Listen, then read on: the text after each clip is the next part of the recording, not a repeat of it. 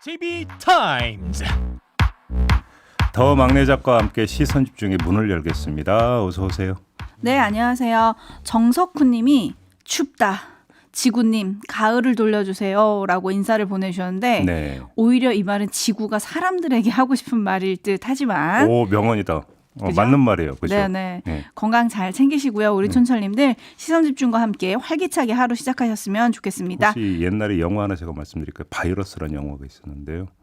그게 네. 뭐냐면 외계 생명체가 와서 인간을 막 죽이는 영화였어요. 왜? 지구를 해치는 바이러스가 인간이라고 해서. 그러면 네, 알겠습니다. 사나야님이 더마카는 제이비의 측근인지 아닌지 밝히라 그러는데 측근 아닙니다, 여러분. 알고 계시죠? 자, 그리고 뭐 저렇게 고형자님. 단호하게 얘기하냐 저렇게. 네, 고영자님이 좋은 아침입니다. 제이비님 쏙쏙 시원하게 풀어주세요. 매일 네. 새벽 산행 중 잘 듣고 있습니다.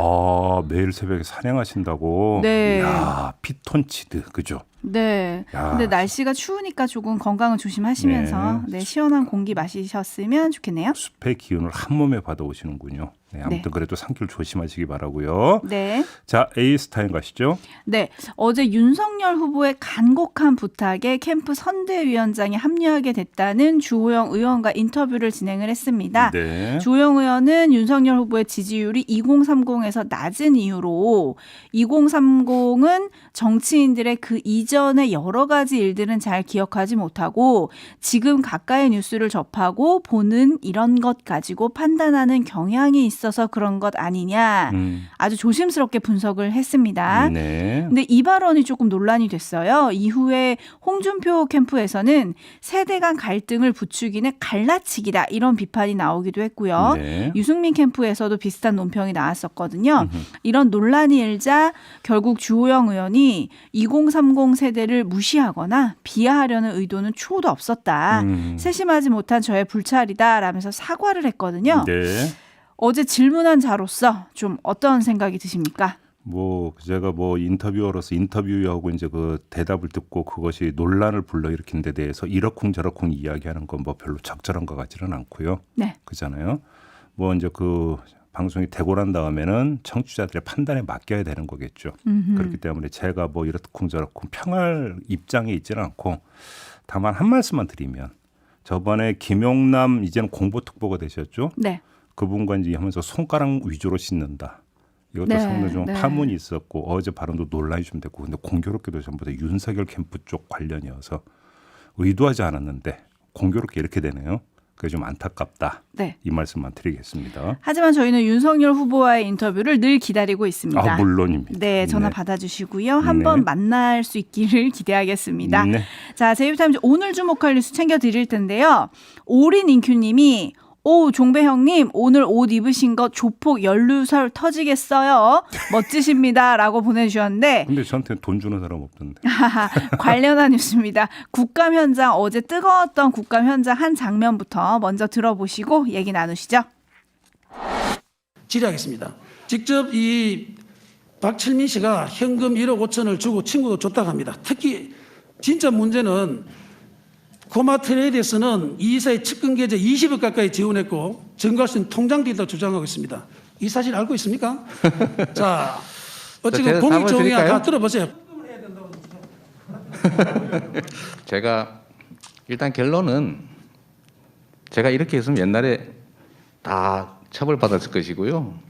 이래서 국회의원의 면책 특권을 제한해야 됩니다. 이런 명백한 허위 사실을 이런 데다가 국민들 앞에 보여서 틀어주고 음해하고 이런 것들에 대해서는 네, 어제 경기도 국정감사의 한 장면이었죠. 네. 그 뒤로도 계속 논란이 되고 있는 대목인데 다시 한번 정리를 해드리면 국민의힘의 김용판 의원이 이 조폭 출신 박철민 씨로부터 이재명 지사가 20억을 받았다 이렇게 주장을 했습니다. 네. 그러면서 돈뭉치 사진을 제시를 했는데 5만 원권과 10,000원권 다발 늘어놓고 찍은 사진이었어요. 네. 현재 수원구치소에 수감되어 있는 박철민 씨의 진술서, 사실 확인서, 공익 제보서 등과 함께 이재명 성남시장 재직 시 전달된 현금 5천만 원이라면서 이 사진을 공개를 한 건데요. 네. 네. 그리고 나서 얼마 뒤에 민주당의 한병도 의원이 이 사진의 출처를 찾아냈습니다. 박철민 씨가 2018년에 자신의 페이스북에 올린 사진이라는 겁니다. 그해 11월에 열심히 일해서 번 돈이라면서 올린 사진과 동일한 것이다. 네. 이렇게 이제 그 주장을 했는데 사진을 대조해 보니까 똑같은 거더라고요. 그러니까요. 예. 도대체 어떻게 이런 일이?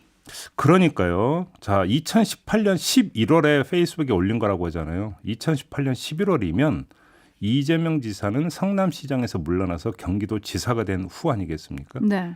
그러니까 기본적으로 시점도 맞지를 않는 거죠. 그잖아요. 네. 자, 왜 이런 일이 발생했을까? 이제 김용판 의원 측에서는 박철민 씨와 소통하고 있는 장영하 변호사가 박 씨로부터 받은 사진이라고 전달한 것이다 이렇게 해명을 했는데 간단히 그러면 전달만 받고 확인은 안 했다는 얘기잖아요. 아니 몇 시간 만에 한병도 의원 쪽에서 페이스북에서 뒤져서 금방 찾아낸 건데 그러면 국감장에서 이 문제를 폭로하기 위해서는 당연히 검증 과정을 거쳤어야 되는 거 아니겠습니까? 네. 근데 한병도 의원이 그냥 그 자리에서 이 얘기 듣고 바로 몇 시간 만에 찾아낸 사진을 왜 그러면 문제를 제기하는 폭로하는 주체는 못 찾았는가? 이건 말이 안 되는 거 아니겠습니까? 그잖아요. 네. 국정감사장이라고 하는 게 검증의 자리잖아요. 그래서 검증을 하겠다고 나선 의원이 자기 주장은 사전 검증을 안 했다. 이게 말이 되는 이야기냐 이런 거죠. 네. 여기에다가 뭐 이제 박철민 씨 아버지가 뭐 과거 뭐 친박연대로 해서 뭐 출마를 했네 안 했네 뭐 이런 이야기도 있던데 네. 그런 건 둘째치고 자 검증의 어떤 기본 절차, 검증의 근거를 제시하려면 근거는 얼마나 튼실한 것인가에 대한 자체 검증 이게 지금 건너뛰어 버렸다 네. 이런 이야기가 되는 거죠. 그러니까요. 지금 촌철님들도 바로 그 부분을 지적을 해주고 계신데요. 원다온님은 아니면 말고 이런 식이라고 꼬집어 주셨고요. 네. 8174님은 어제 완전 국회판 개그 콘서트를 봤습니다. 라고 해주셨고 9082님은 이건 정치 공작 아닙니까? 김정원님 어째 고성과 음해밖에 할 줄 모를까요? 뭐 강철님은 지금 잠깐 제이비가 언급해 주신 대로 그분 아버지가 또 뭐 이런 댓글을 좀 보내주셨는데 그래서 이제 이재명 후보는 면책특권 제안으로 받아쳤더라고요. 네. 근데 야당은 국민의힘 쪽이죠. 그쪽은 이제 대변인 논평도 보면 오히려 이재명 후보의 답변 태도를 문제 삼았습니다. 앞에 뭐, 오디오에 잠깐 보셨지만 뭐 웃고 이러는 거예요. 네네네네. 그러니까 이제 그 이재명 그 지사의 이제 그 웃음은 어이없어서 웃는 웃음. 뭐 이제 대충 정리하자면 해석하자면 이런 거 아니겠습니까? 그러니까 물론 어떤가 진중한 태도로 뭐 답변을 하기를 원한다라고 한다면 할 말은 없겠습니다만 문제는 이제 그 웃음이 어떤 성격의 웃음이냐 이것도 좀 함께 파악을 해야 되지 않을까 싶은 생각이 좀 들긴 합니다. 네, 그리고 어제 국감에서 하도 억걱거리는데 이중년님이 50억이 푼돈이면 나의 월급은 어떻게 생각해야 하나 이런 의견 보내주셨고요. 어제 그 한 대목이 있었죠. 네, 5409님도 어제 국감 저는 몇십억이 푼돈이라는 말이 더 문제 같던데요. 이런 의견을 좀 보내주셨어요. 네, 이게 이제 뭐 오간돈이 뭐 몇천억대 그거고 비교하면서 그런 얘기를 했는지는 모르겠습니다만 국민 감성이라는 게 있는 거 아니겠습니까? 네. 이게 전혀 고려가 안 되고 있다는 이야기겠죠. 네. 네, 어제 국감 보시면서 춘철님들 정말 많은 생각이 드셨을 것 같아요. 근데 경기도 국감에 대한 자세한 얘기는 잠시 후 3부에서 네. 여야 행안위원들 연장전에서 또 짚어보기로 하겠습니다. 네. 잠깐 남겨두기로 하고요. 예. JB타임즈 다음 주목할 뉴스로 넘어가겠습니다. 역시 오디오로 먼저 만나보시죠. 대장동 개발의 설계자로 불리는 남욱 변호사가 오늘 귀국했습니다. 검찰 전담 수사팀이 출범한 지 20일 만입니다. 검찰은 남 변호사를 곧바로 체포했습니다. 화천대유 대주주 김만배 씨 등과 함께 유동규 전 성남도시개발공사 본부장에게 700억 원대 뇌물을 약속하고 사업 과정에서 특혜를 받았다는 게 검찰이 의심하는 대목입니다. 700억 약정설이나 7탄 350억 로비 등 정영학 녹취 파일에 나온다는 핵심 의혹들을 푸는데 실마리를 제공할지 주목됩니다. 네, 어제 저희도 방송 중에 이제 속보 전해드리지 않았습니까? 네. 바로 인천공항에 도착하자마자 체포됐다는 소식 전해드렸는데 보도에 따르면 이러면 오늘 구속영장이 청구될 거다 뭐 이런 소식도 있더라고요. 이건 좀 한번 봐야 될 것 같은데 어제 주목할 뉴스는 JTBC에서 나왔습니다. 남욱 변호사가 귀국하는 비행기 같은 비행기를 타고 종행 취재를 했는데 그러게요. 이 과정에서 남욱 변호사가 이전에 했던 말하고 다른 말을 했다라는 겁니다. 그래서 그분 있지 않습니까? 네. 그분. 어제 국감장에서도 핵심이 바로 이 그분이 누구냐 이거 아니었습니까? 그분은 이재명 지사가 아니다. 남욱 변호사가 이렇게 말하는 게 나옵니다. 네. 제 기억에 이재명하고 제가 알고 있는 한 거기는 관계가 없다. 이런 취지의 발언을 한 거죠. 근데 남욱 변호사가 전에는 유동규 씨를 그분이라고 부르는 일은 없었다. 이렇게 말하면서 제3자의 가능성을 거론을 했고 그렇죠. 언론은 이걸 받아서 이재명 지사 아니냐 뭐 이런 식으로 이제 그 추측성 보도를 내놓은 바가 있었는데 네. 이재명 지사는 아니라고 또 이렇게 이야기를 한 겁니다. 이것만이 아니고요. 2014년 정영학 회계사 등과 만난 자리에서 이재명 시장이 재선되면 급속도로 사업 진행이 빨라질 것이다. 이렇게 말을 했다는 보도가 많이 나오지 않았습니까? 녹취록에 공개됐죠. 네, 그래서 뭐 이게 이재명 당시 성남시장하고 어떤 관계가 있는 거 아니냐 이런 추측이 따라붙었는데 어제 JTBC 보도에 따르면 그냥 원주민들을 설득시키는 과정에서 과장해서 한 얘기다. 남욱 변호사가 또 이렇게 이야기했다고 보도가 됐거든요. 저희가 몇 차례 얘기하긴 했지만 정말 말이 춤을 추고 있는 상황인 것 같아요. 바로 그거죠. 자, 이번 사건은 말이 난무하고 그 난무하는 말이 여과와 검증 없이 마구 보도되고 있다라고 하는 특성이 있습니다. 네. 자, 문제는 말의 신빙성 아니겠습니까? 자, 말의 주인공들이 누굽니까? 대부분 막대한 돈을 놓고 협력, 배신, 암투를 벌인 이해 당사자들이잖아요. 네. 그러니까 어떤 자기 위주로 자기 유리하게 여기에다 또 사법 처리를 피해가야 된다라고 하는 절체절명의 과제들을 안고 있다는 거죠, 개인적으로. 이러다 보니까 자기 중심으로 자기 유리하게 이야기할 개연성이 충분한 그런 말들이잖아요. 네. 따라서 이 그 난무하는 말들에 대해서 마구잡이로 중계 보도를 할 게 아니라 이 말에 신빙성이 있는 건지를 검증한 다음에 보도를 하더라도 해야 되는데 사실은 한마디만 나오면 그냥 받아서 그것도 엄청 키워서 보도하는 양상을 보여왔잖아요. 네. 제가 조금 전에 돈뭉치 사진 말씀드리면서 검증 부재의 문제다 이렇게 말씀을 드렸는데 이것도 똑같은 거예요. 따지고 보면. 검증이 안 된 상태에서 말을 따라가고 있는 거 아니겠어요? 그렇죠. 어떤 의원은 사진 따라간 거고. 음. 본질은 같은 거죠. 그렇게 놓고 본다면. 그러니까요. 음. TK님이 답변이 그때그때 달라요라고 꼬집어 주셨는데 네. 지금 말씀하신 것처럼 말을 쫓기보다 돈을 쫓아라. 이번 사건에서 유난히 많이 화제가 되는 말이잖아요. 회자가 되는 말이기도 하잖아요. 예. 근데 지금 남욱 변호사가 귀국길에 남긴 말 언급해 주셨는데 유난히 이재명 후보와 선을 좀 딱 그었거든요. 그러게요. 그러니까 JB가 언급한 대로 김만배 씨가 말한 천화동인 1호의 지분의 이제 절반을 가졌다는 그분이 누구냐? 이재명 후보와는 관계없다. 그리고 12년 동안 지켜봤는데 CR도 안 먹힌다. 이런 말을 했단 말이에요. 네. 이게 지난 인터뷰와는 전혀 다른 결이라서 왜 이런 말을 했을까요? 그 말이 나오니까 바로 또 따라붙는 의혹이거든요. 기획 입국 의혹. 네. 그러니까 검찰하고 일종의 그러니까 거래를 한 다음에 입국을 하는 거 아니냐. 네. 그래서 어떤 특정인에게 유리한 진술을 하는 거 아니냐. 네. 그러니까 이런 어떤 의혹의 시선에는 검찰 수사 방향이 딱 정해져 있고 거기에 맞춰서 남욱 변호사가 나와서 진술을 해주고 그러게 된다면 특정인한테 유리한 수사 결과로 가고 그래서 본인은 사법 처리를 피하거나 또 받더라도 솜방망이 처벌 받는 거 아니냐.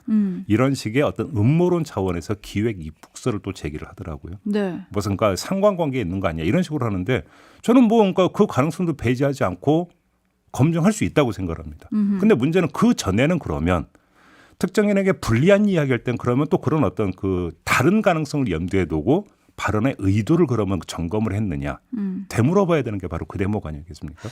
그렇죠. 박로스님이 추측성 보도 아니고 기원성 보도 같다. 이런 또 촌철을 날려주셨는데요. 네. 8982님은 오징어 게임도 아니고 지겨운 구분 게임 이제 끝나나요? 끝나려면 수사가 제대로 돼야 되겠죠.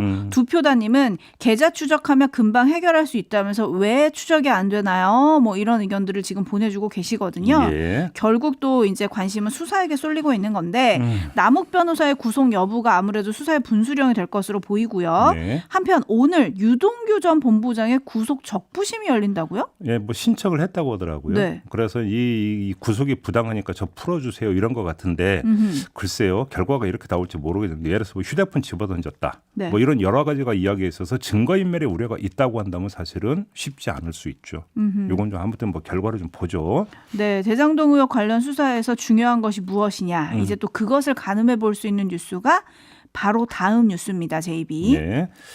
부산저축은행 사건과 대장동 개발 사업이 연관돼 있다는 사실을 어제 전한 바가 있지 않습니까? 네. 근데 어제 이제 대검에 대한 국정감사도 열렸어요. 국회 법사위 차원에서.